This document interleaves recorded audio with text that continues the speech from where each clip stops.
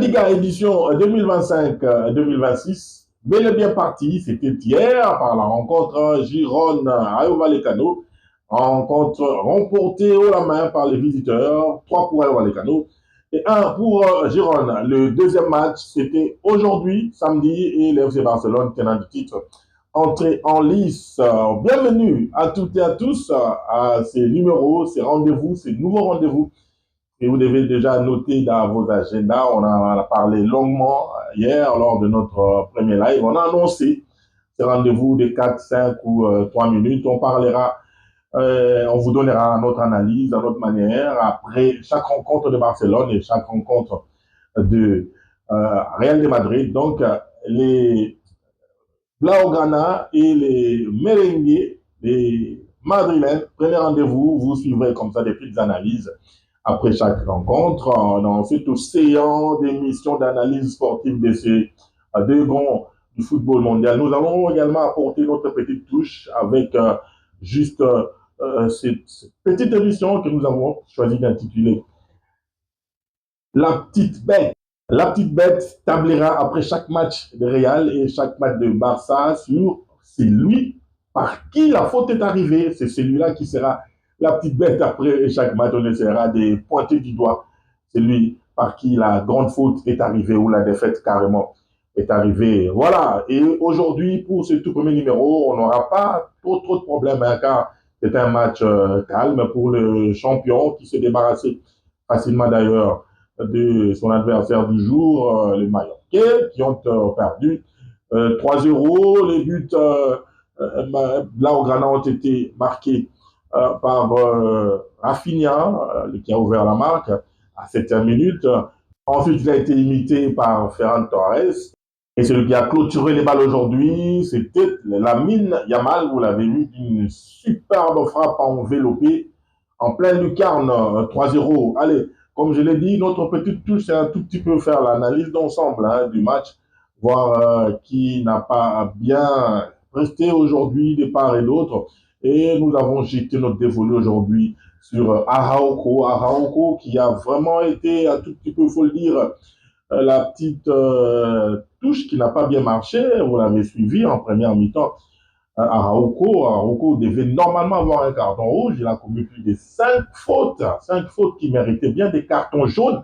Et l'arbitre a été bien clément aujourd'hui pour les Barcelonais, car si une de ces fautes avait été sanctionnée par un carton jaune, ça allait être la catastrophe pour les FC Barcelone qui allaient terminer les matchs incomplet. Et heureusement, l'arbitre a été clément, comme je l'ai dit, Arroyo, comme on le dit, Araujo. C'est un nom un tout petit peu compliqué à prononcer. Mais Arroyo, c'est vraiment la petite bête aujourd'hui du côté barcelonais, car s'il avait écopé d'au moins 2 cartons jaunes dans toutes les fautes qu'il a commises tout au long de la partie, le FC Barcelone allait terminer le match incomplet. Du côté de Mallorquais, ils ont terminé le match à 9, hein, on l'a suivi, et les 2 cartons rouges, il faut le dire, ont été mérités, car les premiers, c'était sur 2 cartons jaunes de suite, et le deuxième, qui est Mori qui a écopé, c'était pratiquement du karaté, hein, qui est Mori qui nous a sorti face à Franck Garcia, et l'arbitre a été également clément, hein, mais il a été rappelé par les arbitres VAR pour qu'ils puissent revoir l'action et donner ces cartons. Je pense que côté carton rouge, les 2 écopés par le Marocain, il n'y a pas à redire.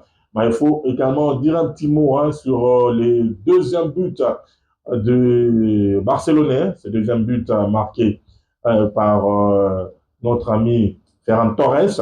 Ferran Torres qui a récupéré une balle qui venait suite à une frappe de Lamine Yamal, frappe de Lamine Yamal qui a été repoussé de la tête par un défenseur mallorquais.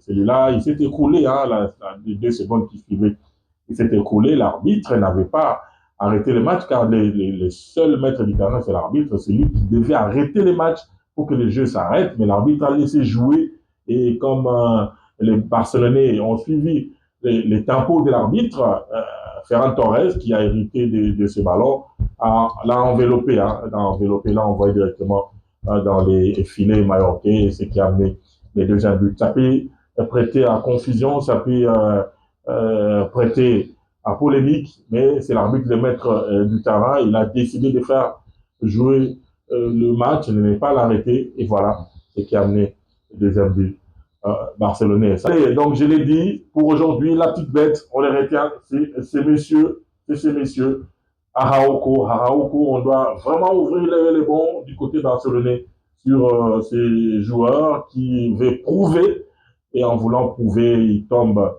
dans des fautes irréparables, et aujourd'hui, il est passé vraiment à côté d'un carton rouge. Allez, voilà en tout cas pour la petite bête d'aujourd'hui. On attend la sortie de Real pour voir ce que ça va donner, et on va essayer de déceler dans les jeux de Real lors de ce premier match contre Osasuna le mardi.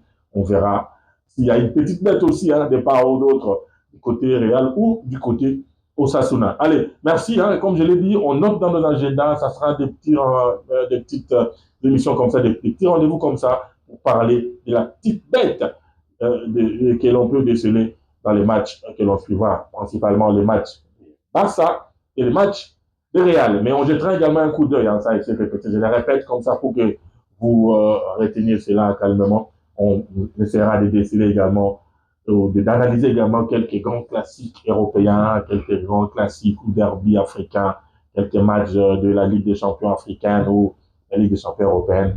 Et on va essayer de déceler comme ça. La petite bête, allez, retenez ce nom-là. La petite bête, on va commencer, on va chercher, on va déceler durant toutes les rencontres que nous allons analyser. Des petites bêtes par-ci par-là. Allez, portez-vous bien. Merci de l'avoir suivi.